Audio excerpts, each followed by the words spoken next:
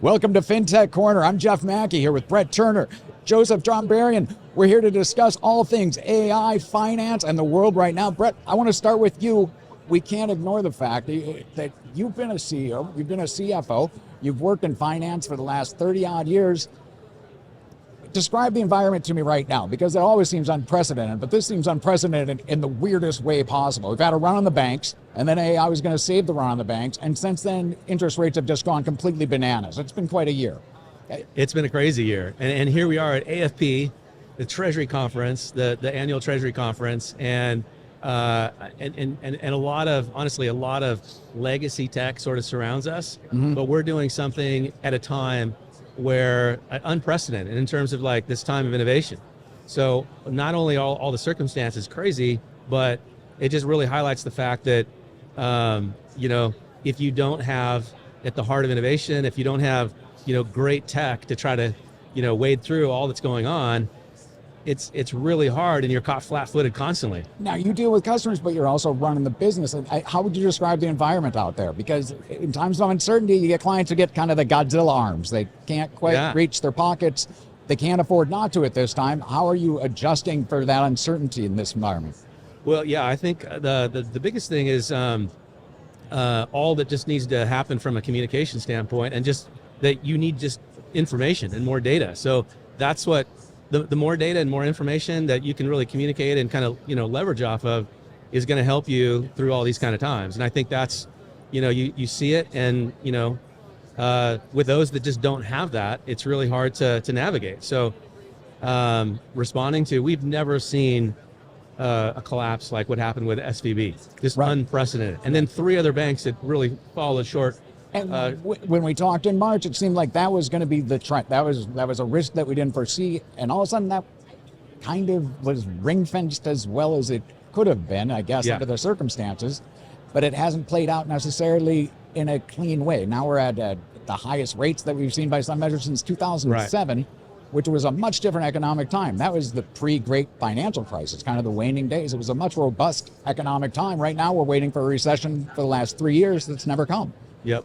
Are you seeing spending? How do you talk to clients, and how do you go out there as a businessman yourself and make plans in this environment? Well, I think there's so much nervousness, anxiety, the buzzword of the decade, that's happening. But that's permeating, and not just customers, but or even within the finance ranks of just lack of visibility, but even within your own employee base. Because everybody sees that. You've got layoffs that are happening a lot. So there's just a lot just constantly concerned, and then you've got world events that's starting to take place. So it's I think we're seeing just a myriad of things in ways that are causing all kinds of uncertainty or volatility, and then how do you respond to that? Exactly. Now, Joseph, how you've responded to it in one way, you've been taking basically the chat GPT, the AI tools that have come out there, and they obviously a chatbot is not a new invention, but the way it's been incorporated over the last year has been exciting. It's been incredibly innovative.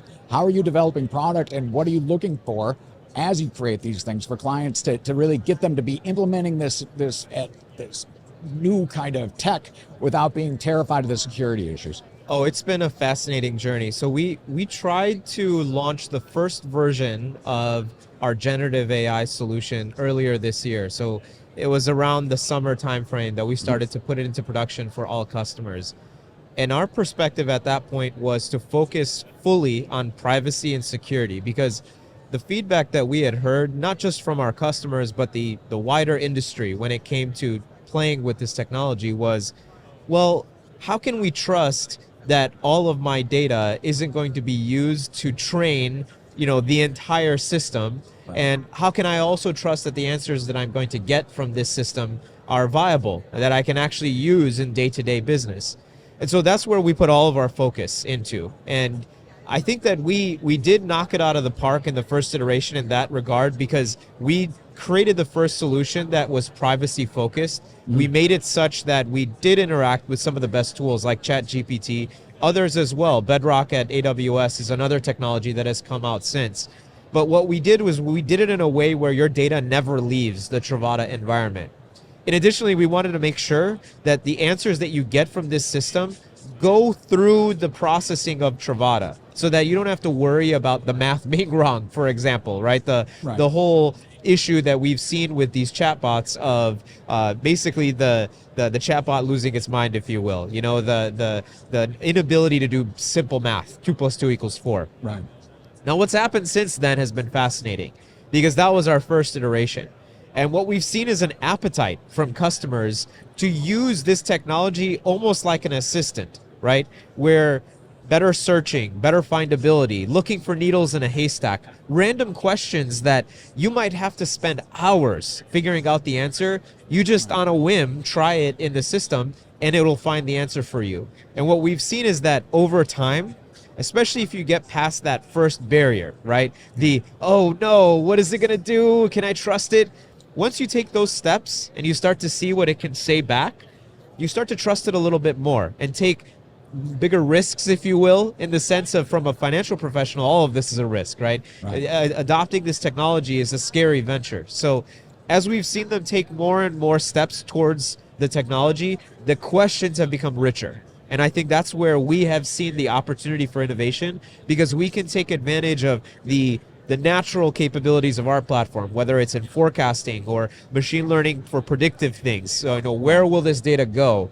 And marrying it with this generative technology where it can answer any question that you can think of. And how do you prevent customers, if you're in an environment where, you know, one scenario you would ask it is, you know, show me risks. Let's run a bunch of hypotheticals. How do you prevent that becoming a weaponized version of this product that's used against you? Like, the best way to reduce your outflows would be to fire all the employees. That would be a solution that your chatbot might think was a great idea. That probably isn't that well thought out. How do you get in front of that in terms of getting people to ask it the right questions to create the right solutions, rather than, in fact, just enhancing risk, rather than ending up with a lot of good financial products, starts as a great idea and ends up almost blowing up the system? That's a great question.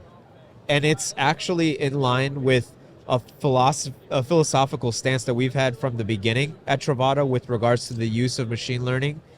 We have always felt that it's important to always consider the true artist, the human, right? The person that's making the judgment calls about the outcomes of the business and where the business needs to be steered has to be based on human intelligence.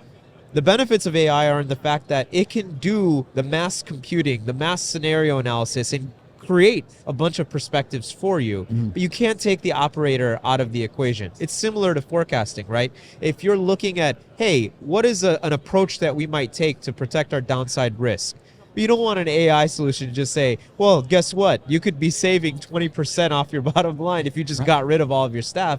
What it's not going to do is consider all of the outcomes. So I think that's one of the things that you still need the human operator to be part and parcel in that whole equation. But when they work together, I think that's where we're excited, because you get the creative capacity of a human with the infinite compute capacity of a machine. And when you bring them together, it's Iron Man, right? It's Jarvis and Tony Stark. Absolutely. Now, Brett, question for you. Yeah. Everyone's playing futurist with this. Jamie Dimon says that it's going to create a 3.5-day work week with this AI because we're going to be so much more efficient. That's been the promise of new tech for the last 100 years, and it's never quite panned out that way. The dishwasher did not, in fact, make homemaking obsolete. It's, you know, the future is never quite how it turns out. How are we going to fill our time? How are we going to fill our resources and really expand as we get better tools, as it doesn't take us 3 weeks to do forecasting, but rather maybe takes us 3 days if we're going to do something robust? What do you see as being the next step of this, the next iteration of how we use this power? Well, I think just even over the last decade, when you look at the cloud and all this tech, you know, that's, you know, permeated every aspect of society, it's just created a massive amount of additional productivity and tons of leverage of pretty much every department that's touching it, except for finance, except for treasury, and except for accounting. They're all three very siloed. So you got all these dynamics happening where they haven't really had folks in these areas in the broader finance function haven't had their leverage moment. Right. So in cloud, there's a tremendous amount of leverage that you get, you know, in all of the older IT tasks. And now you kind of, instead of being on a defensive posture, it's uptime, risk management from an IT perspective. all of this kind of got weaponized, and then you had this whole digital transformation, and it caused a massive amount of innovation and productivity across the board. So if you look at on the finance side, it's sort of whenever you want to analyze something. So all the things we're talking about, when there's this disruption of, banks or world events or inflation, how do I take advantage of a yield environment, excess cash, when the last 10 years rates have been, money's been mostly free and there hasn't been any advantage to get any yield off excess cash. You just leave it in the bank. So how, you got to be able to assess some of these things, or bigger things where, we went through COVID, and how is that going to impact your business? Well, massive implications. So these are all requiring like tons of modeling, tons of projections. And you look at, the need for forecasting, or you got to be able to start. Nobody has a crystal ball, but you have to be smart and proactive at trying to look out there, so you can, that's a big part of kind of managing risk, making decisions now based on what you think is going to happen. So I think, all of that, being able to, whereas finance is so far behind the curve right now, being able to have this to allow it to catch up and have leverage and then start to go on the offense, just like everybody else has had the advantage of, it's going to be a game changer. It's really two huge waves just crashing against each other, where you're making the finance guys, all of a sudden they're not just an afterthought for the big thinker that's working. It's Jarvis plays the ego to Tony Stark's id all the time, keeping him in check and reminding him, it's rational and things. Now all of a sudden you're superpowering people that haven't necessarily had that much control before. Yep. How do you see good founders, good companies really, again, implementing this so they don't get too far out over their skis trying to weaponize this area of their company that before, 8 months ago, they never occurred to them to even really pay that much attention. Do we have enough cash to pay our bills? That's just fine, unless the bank closes. Oops. Right. How do we... A little bit of a hiccup there. Little bit of a hiccup. I mean, it's, I guess we're asking kind of the same question again. Yeah. How are you keeping, what direction do you see this taking place that you can control risk while at the same time weaponizing that, while giving more power to the finance side? I think two ways. I think you're going to see, so here we are at AFP, a treasury conference, and you look at a lot of these older legacy solutions, and they're built on 25-year-old, 35-year-old tech. There's a lot of on-prem solutions. There's a lot of just stuff that's not natively built in the cloud to take advantage of all this great automation. So I think there's two things. You're going to see massive changes in the way workflows are managed, particularly around how people do their jobs. Right. And you're going to see folks who have the knowledge and who have the experience, and like Joseph said, that the value of that input and guiding the tech is so important. So those folks who can kind of see it, the bigger picture a bit, and how to really drive that to their advantage, are going to thrive. And other folks who are the ones that are maybe doing more of the manual tasks, it's not like they're going to go away. They'll have to kind of get retrained. They'll have to focus on, being able to get there and adjust and be able to kind of leverage the technology, as opposed to doing the things the technology is going to displace. So I think that's a big thing. So you're going to see, I think, Treasury start to really change, get more automated, and then get subsumed into the broader corporate, the corporate finance function. And then you also look at some of the things that, AI and automation are going to drive, is also things that make it, especially AI and generative AI, is going to, you take that and you start to get more of the and sign off in some ways, like validating that it's accurate, but then in the hands of even non-finance people. And now this whole interaction of a CEO having to ask the CFO, who's then trickles down to the team, and somebody spending 2 weeks on or a team of analysts doing something, and then it has to work back up. Now you're going to see, just kind of in some ways, that cutting out the middleman concept. You're going to see business folks do finance things with incredible leverage within a certain parameters, not right. But they're going to be able to do things and just get that information so quickly, and maybe it's just validating, or maybe it's so accurate within certain realms that they'll be able to act on it right away. So those are the things that you're going to see, that's going to be game changing in terms of the whole function.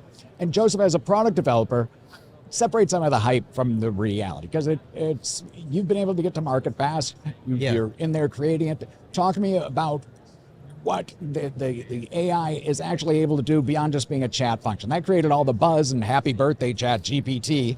For a year ago, it was nothing, and now OpenAI is going to be selling employee stock for a valuation of $90-some billion. How are you kind of validating, if you will, that the potential that is expressed with that 90 billion and driving it down to the companies that as you develop product? That's a great question, because at the end of the day, we're kind of in the maelstrom right now of marketing, if you will, and there are so many companies that are building on top of core technologies like ChatGPT or Google's Bard, or AWS is offering through Bedrock. They're all popping up, and obviously from an investment perspective, it's one of the hottest areas to be investing into. But when you peel back the layers and you start to actually look at how customers are using this technology, you'll start to notice that it's actually an evolution. It starts with the smallest baby steps of trust. And that's what we're starting to see with real customers, is that you have to participate in their journey. You can't just assume that customers will come straight to this technology and trust it with their life. And so as a product development team, we at Trovata, we really focus on understanding what are customers trying to do with this thing, right? If we're at the stage at this moment of technology where maybe they're only focusing on this being a findability tool, and it's an extension of search ultimately, and that's because that's where they're at. They're only willing to cross that far. And but your client, just the popular press is doing it no favors it, and just in what you also see at home. That was really kind of what worked with the ChatGPT. All of a sudden, your homework became much easier. All of a sudden, the idea of a term paper became kind of obsolete because you can just have it written for you. That's Give me right. 500 words on Napoleon, and I'll edit it a little bit, and all of a sudden, your 11th grade history paper is done. It's these are the first functions of it, the deep fake and things, but that's it's what also happens. the beginning of a more insidious possible turn. Are people becoming paranoid of it, or do you think that it's becoming much more rational as a response? Because the early adopters often are the most reckless. The people who trusted this right away, maybe it works out for them, maybe not, but you guys are kind of tapping the brakes and the gas at the same time. How do you strike that balance with customers? Yeah, and the beauty of it is we're getting to see all of this in real time. That's the beauty of this technology, is because it's interactive, because it is chat driven, you get to see the real interactions that people are taking with technology. And that's a little bit different from you clicking around on a website and us kind of surveilling what you're doing. This is real interactions, right? And we get to see the cognitive approach that you're taking any problem that you're trying to solve. Some folks that, like you said, are the early adopters and are willing to take risks, they might jump all the way to the future, which is, hey, here's a problem that I have, just do it. Create a report, move this money. And we have to actually restrict them. We have to protect them from that outcome, because there are all kinds of risks that they may be embarking into if they jump too quickly into that. And so that's where we put our guardrails as a product team, because we have to make sure that they move through this journey in a way where the expectation of what the outcomes will be is predictable. You don't have to, gamble every time you throw a question at this system and wonder, well, I wonder what it's going to do this time when I ask for a forecast or when I ask for any particular thing. You don't want to be taking risks with moving funds, if you will. Mm-hmm. You can't take risks when you're trying to reduce risk. Right. So it's sort of, but I think that if you look back, now we take so many things for granted that when you look at the early adopter phase of tech, it's been happening for decades. So and a good example would be the cloud.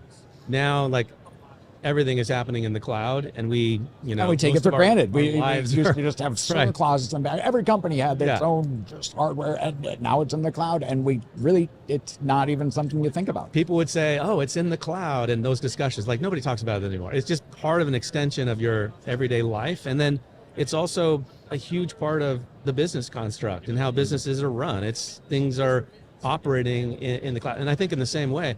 But when you look at cloud adoption, that whole journey to the cloud, it started with moving on the business side, more enterprise type workloads, because AWS peeled out from Amazon in 2006, and then that started. It was a lot of research projects or maybe development groups within big companies on certain projects, but it was sort of fairly nascent. I mean, it started to kind of grow under the. But nobody was using it for like straight up IT dependency kinds of workloads. So then all of a sudden it happened when all of a sudden people are like, hey, we could outsource our email server instead of being in our own data center, our data closet. we can move our email into AWS and we can provision that and not have to pay some outsourced provider even. We can manage that very simply. And these services started to pop up enabling that in more protective ways. And so that was the tipping point of really enterprise in AWS, which really kicked a lot of this off. Didn't happen until like May of 2013. So you're talking 7 years after. Now, I think everything you see speeding up now, because what the adoption curves in past are compressed now because everything speeds. But I think we'll continue to see, it'll start with a use case. I think it'll probably going to start with more something around forecasting. And there'll be something that, because forecasting is just such a religious thing in terms of how people do it, instead of arguing about how to do it or the model construct or certain things or even the assumptions or well, and you work with Amazon, you're creating earnings statements. We're going to hear from Amazon, Microsoft, Google. They're all going to offer forecasts. As someone who comes at it from the other side, a more consumer, more equity side of things, their results are probably going to be good. Their forecast is going to be conservative, and then their real forecast is going to be something they don't really share with anybody. Sure. It's how do we view that as, if you're a consumer of the news, if you're not an AFP attendee who's really wired into this, but rather someone who's just trying to make heads or tails of it, in a world where everyone's talking about AI? Yeah. How do you separate what you guys are doing, which is actually creating real functions, real application for it, from just the chatter, just the blah, blah? Yeah, what we've done is we've really built the first true big data platform that's leveraging all your bank data. And then we're traversing that in terms of other finance, data as well. So Trovata, trove of data. We're building the smartest trove of data. The smarter that is, the more right now teams are being able to work with their data in a very, flexible and a lot of agility, great speed, all of those kind of things that they just can't use without, with legacy tech. But then so all the underpinnings are positioning for them to do that fast and successfully in that way. And so they're getting great gains from that standpoint. But then you look at that same underlying tech, leveraging AI, it takes it to a whole different level, because if there's only so many buttons two hands can push, right? There's only so many hands you have. Yeah. Like AI can just give you this certain extension, use the same tools that you're getting comfortable with, already. And then it's able to really take the automation side of things to an entirely different level. Joseph, where is the most value being added right now? Everyone sees the pop culture things. We talked about term papers. We talked about deep fakes. Tom Hanks is out warning his fans that he's not, in fact, selling cheap dental products. Right. Because there's a deep fake out there. There's these nefarious uses. Where are you seeing the real development take place, and what's kind of something that people aren't talking about? The big value that I see, especially watching customers at the Trovata level, but then also broadening the scope of kind of this analysis, is that even if you look at the use of ChatGPT for generating content, for example, for social media, or generating content for writing in general. Generating content for financial reporting, for instance. Right. When those companies report earnings, there's only so many different things they're going to say. They're going to give you a few different numbers, and you can actually have that. The common theme is boilerplate, right? It's taking established practice, which is not difficult to predict, and giving you a shortcut almost from a creative perspective to get down to the brass tacks. Oh, not almost. Right? Talk to people in the publishing industry. They're outsourcing all that. If you're writing a sports report, if you're covering a World Series game, they scored 3 runs in the bottom of the ninth. You can tell that story 50 different ways, but the ChatGPT is actually putting adjectives in there for you now. And it's that's looking leverage, almost impossible to tell the difference. The more that you can depend on it, which you can for these use cases, the boilerplate use cases, the more efficient you are at producing value in the high leverage tasks, right? Where you need to put a lot of time and effort into the thought capital of what you're doing.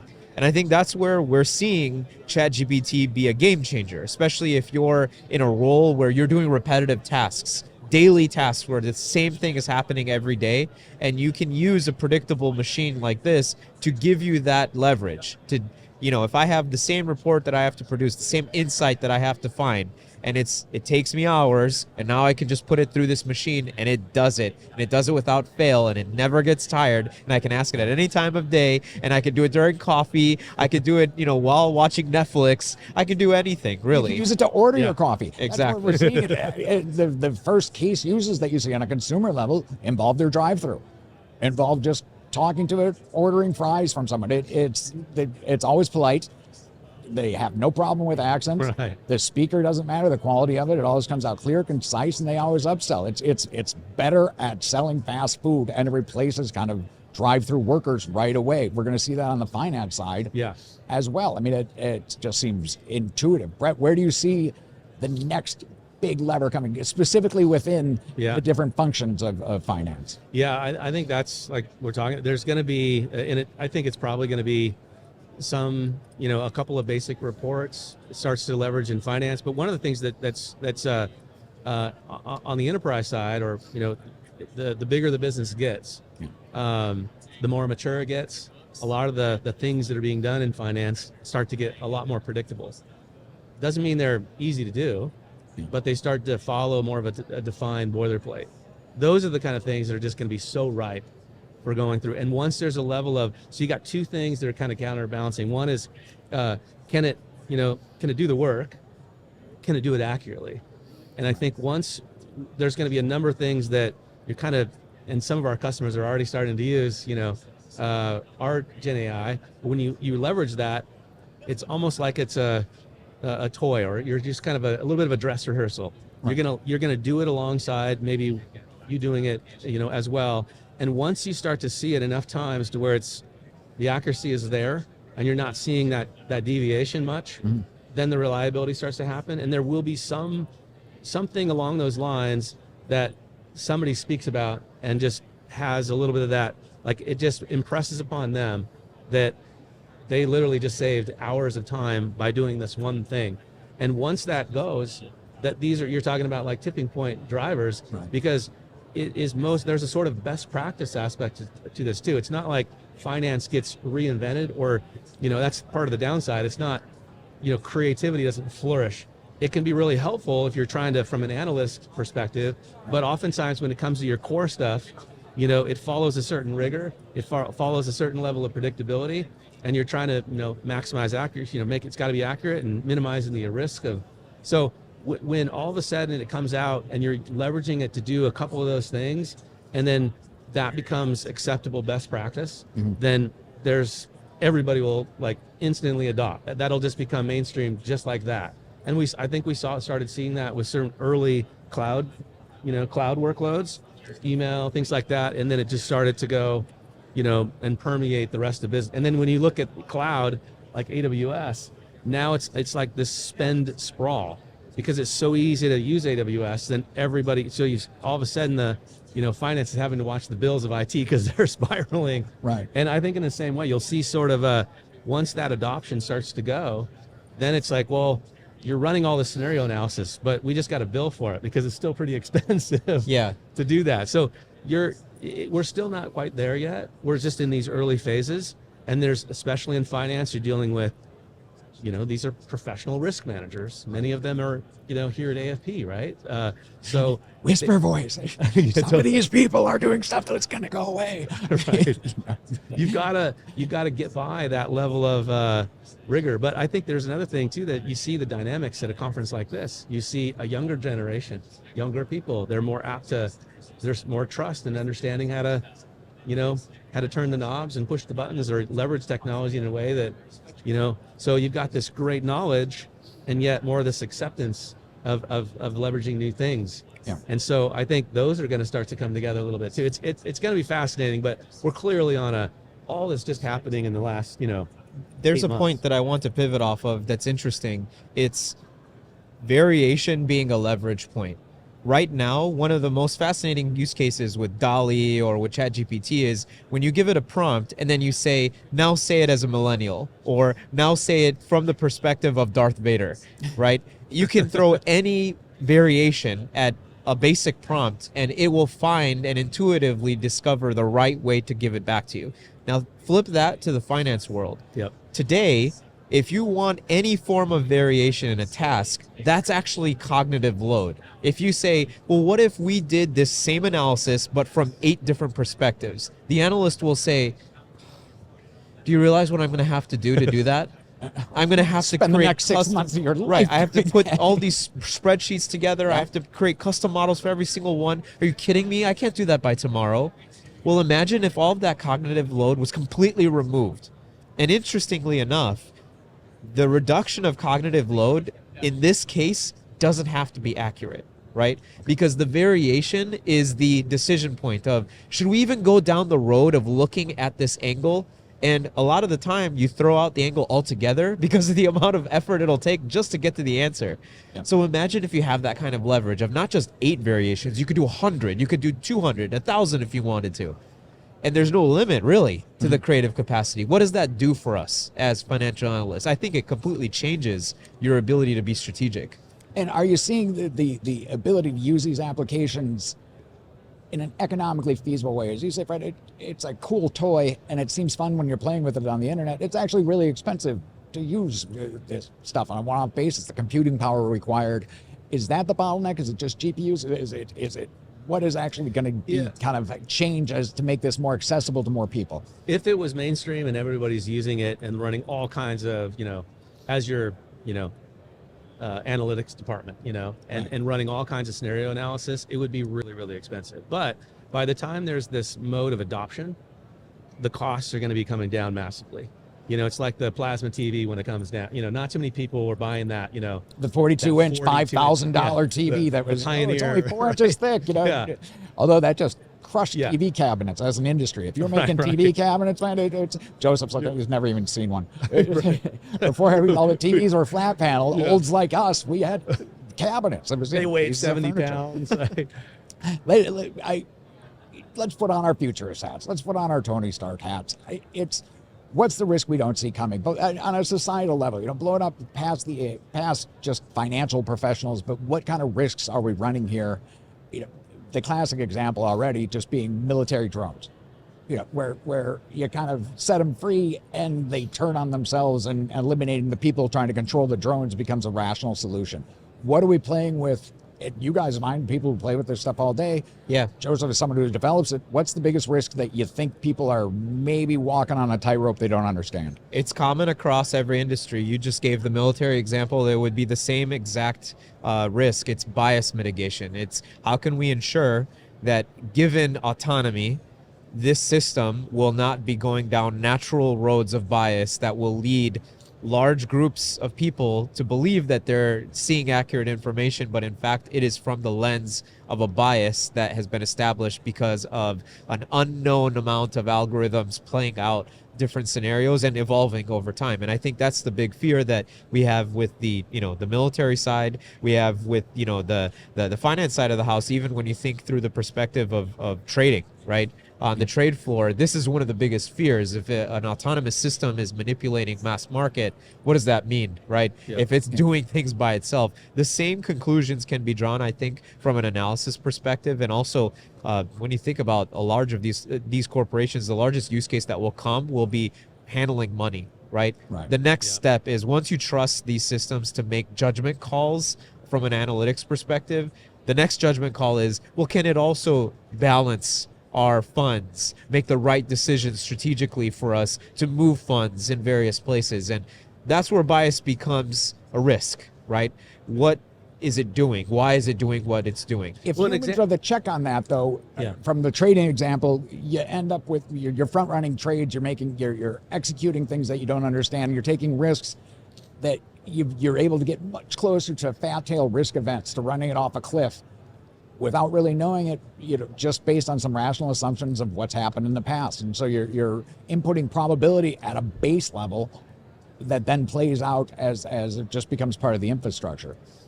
Well, I think an example like what Joseph's saying too, and this is still down the road, there's going to be a lot of basic things, and then all of a sudden you're realizing when that comfort level goes up, you're going to say, well, there's this particular wire, or even investing our excess cash, we want to get, and we got to send all these wires to do that across all our accounts. Wouldn't it be nice if we turned that over just to, analyze the amounts that we have across all of our accounts that are in excess by thresholds that we set, or we set, and then go ahead and even just transact those for us at the end of the day. So we're not having to go through all those templates and manage that, and it's a pretty repetitive task. Right. And so then you can say, well, that's happening. It's automated. AI is doing that for you. Yeah. And then all of a sudden it's like something happened where they decided to chase yield. Like we found out, oh yeah, there was this one, high yield, some junk bond that was published. Is like, yeah, but instead of getting, 4% or 3.5%, I could chase after this 9%. To me, it seemed like a really, really good idea. The calculus said, super good idea. Put all our money in that. Well, obviously that can't happen. So there's going to be, well, look at the SVB example. That wasn't a junk bond, right? That was government bonds. They were the most secure bonds that you could have. It was just a misallocation. It was a risky portfolio considering the event, considering the time that we were in. And I think that that is the bias that you always run the risk of with these autonomous models, is that they might be making the right call in the moment with the data that it has at its disposal, right? Mm-hmm. And exactly, and you don't find out that fire's cool. We're playing with fire. It actually works out really well. Prometheus wasn't an idiot. He brought it down, and it was nice, and it's useful, and you can cook your food, and oops, every once in a while it just kind of blows things up. It right. Seems to be a risky take. Joseph, I want to finish with, we've, in the last 9 months, since the collapse of SVPs and since the release of kind of the mainstreaming, if you will, of the open AI, you talked about security being the first thing that people are trying to do. Now that they trust it a little more, now that they're feeling a little more comfortable with the security, they're expanding how they're using it. What's going to be next? Where you help me kind of know where the puck is going, as Wayne Gretzky used to say. Yeah, there's a concept that is emerging that is called multimodal generative AI. So as if we didn't have enough. Dumb it down for me. Yeah. As if we didn't have enough of these, acronyms and phrases. What it's saying is that what if AI had exposure to many surfaces? The internet, for example, right. And it could actually just search the internet like a human could. What if AI could watch video? What if AI could look at photos? What if AI had access to your email, right? Okay. Exactly. Whoa. Exactly. So this multimodal concept is saying if we expand the surface area of things, of data points, of variables that AI could be using with the exact same generative finance or generative tactics that it was using before, could it be smarter? Could it be more real time? Could it be more predictive? Could it be better at finding things?